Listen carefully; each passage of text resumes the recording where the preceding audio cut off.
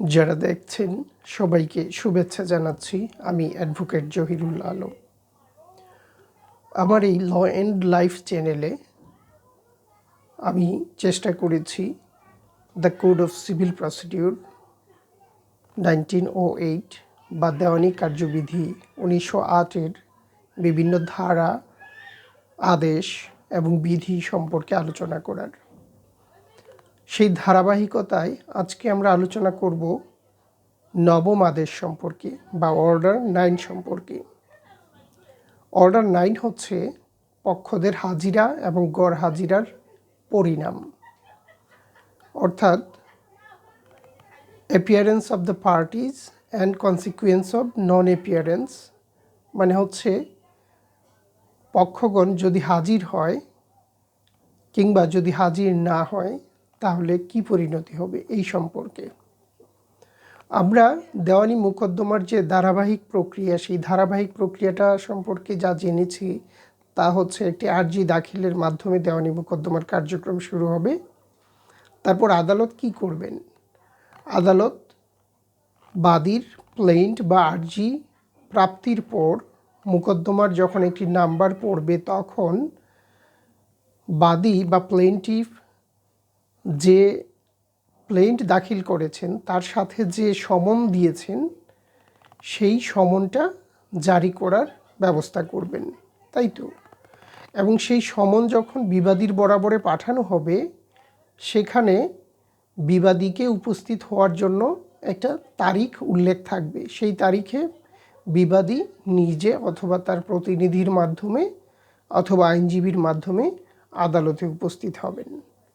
তো ওই যে তারিখে বিবাদী প্রথম উপস্থিত হবেন বা যে তারিখটি সমনে নির্ধারিত করা থাকে, আমাদের এই আদেশের প্রথম বিধিটি হচ্ছে সেটা সম্পর্কে, অর্থাৎ ওই তারিখে সাধারণত কি করতে হবে? বাদী এবং বিবাদী উভয়কেই আদালতে হাজির হতে হবে, সেটা নিজে অথবা আইনজীবীর মাধ্যমে অথবা প্রতিনিধির মাধ্যমে। তো এই উভয় পক্ষের উপস্থিতিটা নিশ্চিত করছে আমাদের 9 আদেশের এক বিধি। এইখানে একটি প্রয়োজনীয় বিষয় বলে নিচ্ছি, বিশেষত যারা বার কাউন্সিল কিংবা জুডিশিয়ারির পরীক্ষা দিবেন তাদের ক্ষেত্রে এটা গুরুত্বপূর্ণ যে আমরা যখন এই আদেশটি পড়ব তখন এইটার বিভিন্ন বিধি একটা আরেকটার সাথে সম্পর্কিত যে বিধিগুলো আছে, যেটার সাথে সম্পর্কিত সেই বিধিটিও ওই বিধির সাথে মিলিয়ে পড়তে হবে।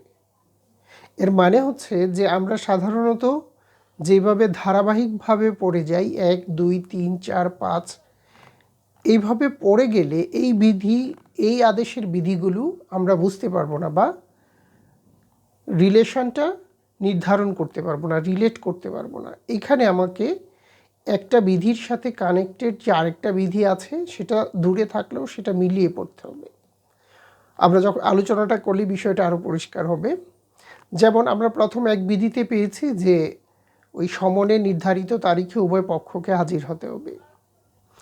বিধি 2-এ বলছে যে এই যে সমনটা পাঠানো হবে বিবাদীর কাছে, এই সমন পাঠানোর জন্য যে খরচ আছে, আদালতের যে কোর্ট ফি আছে, প্রসেস ফিজ আছে, কিংবা যদি ডাক মাশুলের ব্যাপার থাকে সেটা যদি বাদী পরিশোধ না করে এবং এই পরিশোধ না করার কারণে সমনটা যদি যথাযথভাবে প্রেরণ করা না যায়, এই কারণে আদালত কি করতে পারেন? মোকদ্দমাটি খারিজ করে দিতে পারেন। এখানে কিন্তু মোকদ্দমা খারিজ হয়ে যাচ্ছে। আমরা আগে বলেছিলাম যে যখন আমরা 7 আদেশ পড়ছিলাম যেটা ছিল প্লেইন সম্পর্কে, সেখানে আমরা আর্জি খারিজ বা রিজেকশন অফ প্লেইন্ট সম্পর্কে আমরা আলোচনা পেয়েছিলাম এবং তখন বলেছিলাম যে প্লেইন্ট রিজেকশন এবং স্যুট রিজেকশন এক জিনিস না, বা মামলা খারিজ আর আর্জি খারিজ এক বিষয় না। তাহলে ওখানে আর্জি খারিজ সম্পর্কে আমরা জেনেছি, এখন জানছি আমার মামলাটা খারিজ হয়ে যাওয়ার ব্যাপারে। তাহলে আমার মামলা এখানে প্রথমত আমি খারিজ হয়ে যাচ্ছে পাচ্ছি কোথায়? 2 বিধি অনুযায়ী, 9 আদেশের 2 বিধি অনুযায়ী যদি আমি সমন জারির খরচ পরিশোধ না করি।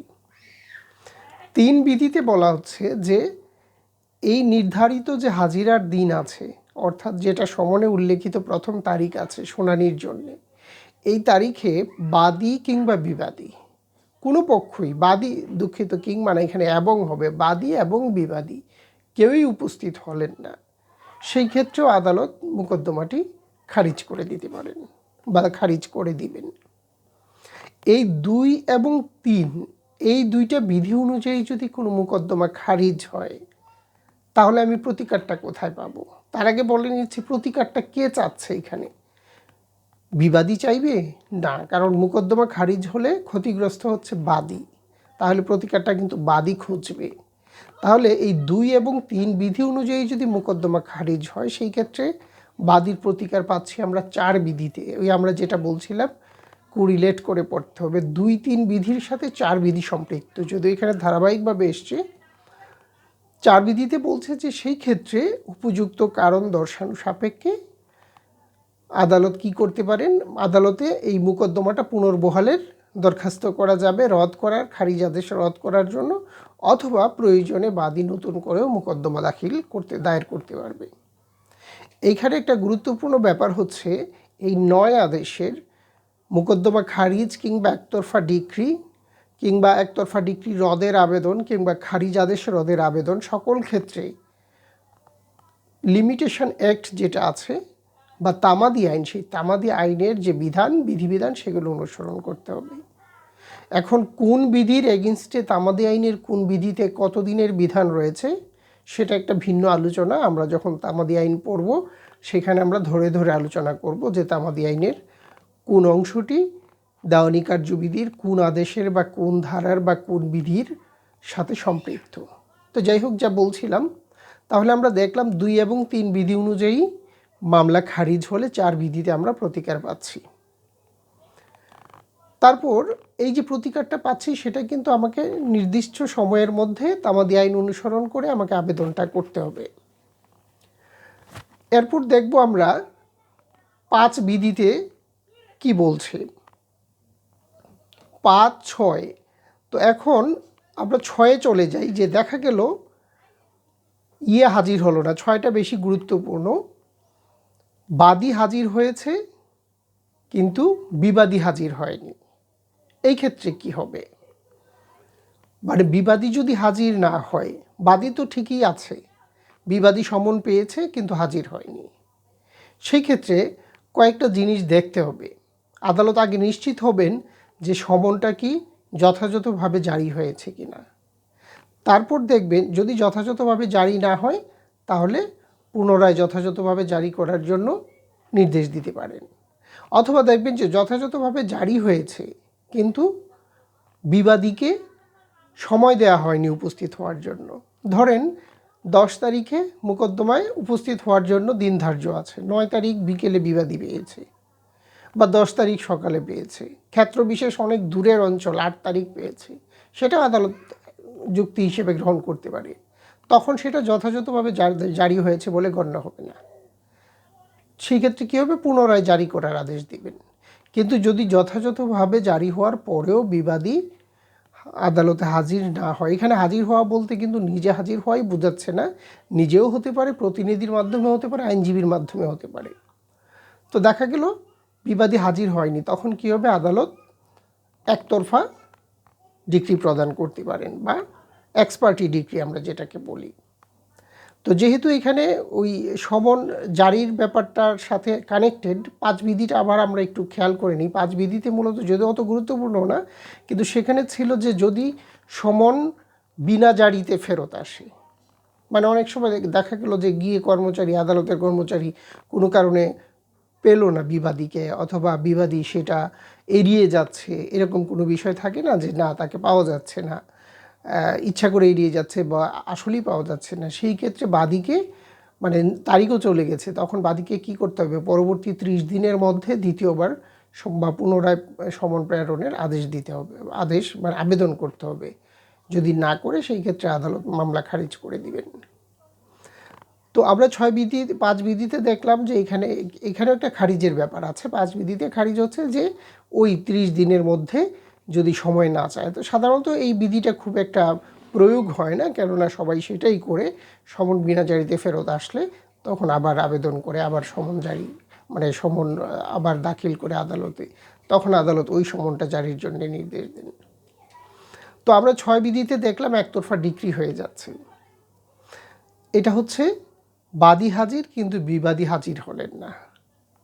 তারপর এটার উল্টোটা দেখব 8 বিধিতে, যে বিবাদী উপস্থিত হয়েছেন কিন্তু বাদী উপস্থিত হতে পারেননি। সেই ক্ষেত্রে কী হবে? তো সেই ক্ষেত্রে যেটা হবে যে বাদী উপস্থিত হতে না পারার কারণে মামলাটি খারিজ হয়ে যাবে।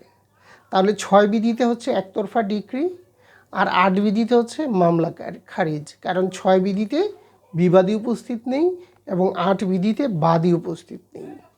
এখন এই দুই জায়গার প্রতিকার কোথায় পাবো আমরা?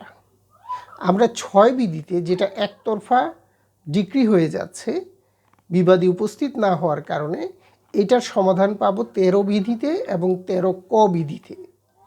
বিধি 13 এবং বিধি 13 ক।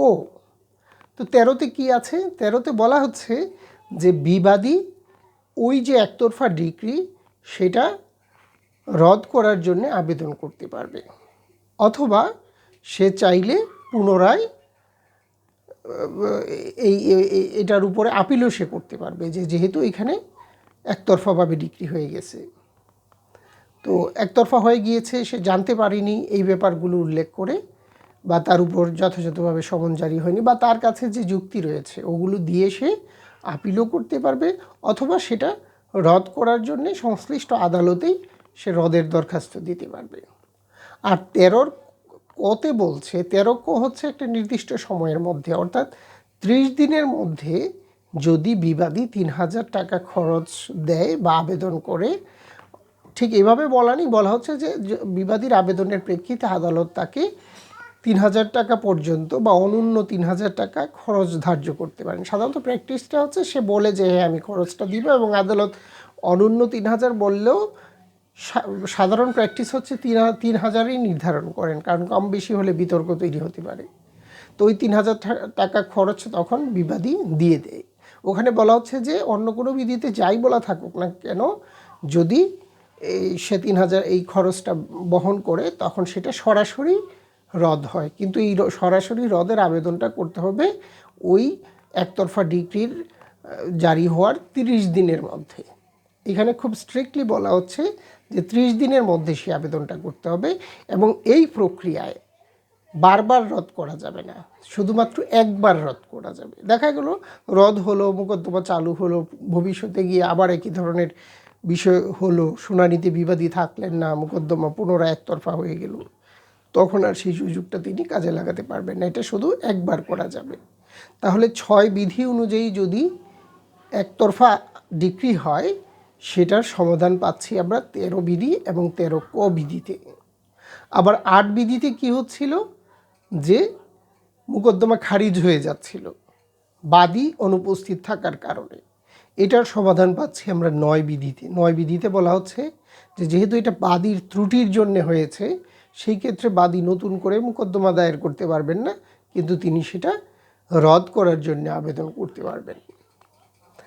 আবার এখানে আরেকটু সহজ করে দিচ্ছে 9 ক বিধিতে বলা হচ্ছে যে বিধি 9 বা অন্য কোনো বিধিতে যা কিছুই বলা থাকুক না কেন, যদি সে খরচ প্রদান করে বা তার আবেদনের প্রেক্ষিতে আদালত অনূন্য 1000 টাকা পর্যন্ত খরচ প্রদানের নির্দেশ দিতে পারেন, এবং কি করতে পারেন, সেটা সরাসরি সেই যে খারিজ আদেশ সেটা রদ করে দিতে পারেন। তার মানে কি হলো, খারিজ আদেশ রদ হলে কি হয়, মোকদ্দমাটা শেষ হয়ে গিয়েছিল, খারিজ আদেশের মাধ্যমে সেটা রদ হওয়ার ফলে মোকদ্দমা আবার শুরু হলো। আর একতরফা ডিক্রির আদেশ রদ হলে কি হয়, একতরফা ডিক্রির ফলে মোকদ্দমাটা শেষ হয়ে গিয়েছিল, কিন্তু সেই আদেশটা যখন রদ হলো, সেই রদের আদেশ হওয়ার পরে একতরফা ডিক্রিটা রদ হওয়ার কারণে মোকদ্দমাটা পুনরায় চালু হলো। তাহলে আমরা দেখলাম যে 8-এর সমাধান পাচ্ছি আমরা 9 এবং 9 কতে, আর 6-এর সমাধান পাচ্ছি 13 এবং 13 কতে। তারপর 14তে বলা হয়েছে যে এই যে একতরফাভাবে রদ করা হলো বা করার যে বিধান, এটা কি হবে না, অবশ্যই ওই সংশ্লিষ্ট পক্ষকে না জানিয়ে করা যাবে না, নোটিশ প্রদান না করে করা যাবে না। অর্থাৎ আদালত একতরফা ডিক্রির আদেশ রদ করবেন, কিন্তু সংশ্লিষ্ট পক্ষকে নোটিশ দিয়ে সেটা জানাবেন, কেননা সেই জন্য পরবর্তী কার্যক্রম এগিয়ে নিতে পারে। তারপর আমরা দেখব এই আদেশের সর্বশেষ যে বিধি আছে 15 বিধি, সেটা বলছে যে এই যে মোকদ্দমা মাঝপথে বা শুরুর দিকে গিয়ে বাদীর অনুপস্থিতিজনিত কারণে কিংবা বিবাদীর অনুপস্থিতিজনিত কারণে কখনো খারিজ হয়ে যাচ্ছে, কখনো রদ হয়ে যাচ্ছে, পরবর্তীতে যথাযথ আইন অনুসরণ করে পদক্ষেপ গ্রহণের পর সেটা পুনরায় চালু হচ্ছে, তখন এটা কোন জায়গা থেকে চালু হবে মোকদ্দমাটা? সেটা কি জাম্প করে পরবর্তী ধাপ থেকে শুরু হবে, নাকি যেখানে শেষ হয়েছিল ওখান থেকে শুরু হবে? এই বিষয়টার বিধান দিচ্ছে 15 বিধি। বলছে যে এই ধরনের ক্ষেত্রে মোকদ্দমা পূর্বে যে স্থানে ছিল, অর্থাৎ শুনানির জন্যে, ঠিক ওই জায়গা থেকেই মোকদ্দমাটা পুনরায় শুরু হবে। এই হচ্ছে মূলত 15টি বিধির মাধ্যমে এই অর্ডার 9 বা নবম আদেশ। নবম আদেশটা খুবই গুরুত্বপূর্ণ যারা পরীক্ষার্থী তাদের জন্যে, কিংবা যারা সচেতন নাগরিক আইন সম্পর্কে জানতে চান তাদের জন্য। কেননা আমি আমার নিজের প্রয়োজনে একটা মোকদ্দমা করলাম, বা আমার আত্মীয় স্বজনের কেউ একটা মোকদ্দমা করলো, কিন্তু আইনজীবী আমাকে ভুলভাল তথ্য দিচ্ছে, হ্যাঁ, বা এরকম হতে পারে অনেক ক্ষেত্রে, তখন আমি সেটা যেন ফেস করতে পারি যে না, আমিও আইনটা জানি, এটা তো এরকম ভাই, বা এরকম হয় কিনা, এটা করা যায় কিনা, আইনে তো এরকম বলা হচ্ছে। তো তাদের ক্ষেত্রে এটা কাজে লাগতে পারে, বিশেষত আইনের শিক্ষার্থী যারা, তাদের ক্ষেত্রে খুব বেশি গুরুত্বপূর্ণ। আর যারা আমরা প্র্যাকটিস করছি, আমাদের তো অবশ্যই লাগে, খুব বেশিভাবে এটা কাজে লাগে, যেন আমি যথোপযুক্ত অবস্থার প্রেক্ষিতে যথোপযুক্ত ব্যবস্থা গ্রহণ করতে পারি প্রতি মুহূর্তেই। তাহলে এই আদেশটা মূলত আমাদের কি ছিল, যে appearance of the parties and the consequent of non appearance, বা পক্ষদের হাজিরা এবং গড় হাজিরার পরিণাম। হাজির হলে কি হবে, হাজির না হলে কি হবে, এই পরিণাম। তো এই টোটাল বিষয়টাই আমরা 9 আদেশে পাচ্ছি, বা 9 আদেশ অনুসরণ করে হাজিরা গড় হাজিরার যে পরিণতি হয় সেটাকে আমরা মোকাবেলা করতে পারছি। এতক্ষণ ধরে যারা আমার এই আলোচনা শুনেছেন, আপনাদের সকলকে অনেক অনেক ধন্যবাদ। সবার জন্য শুভকামনা।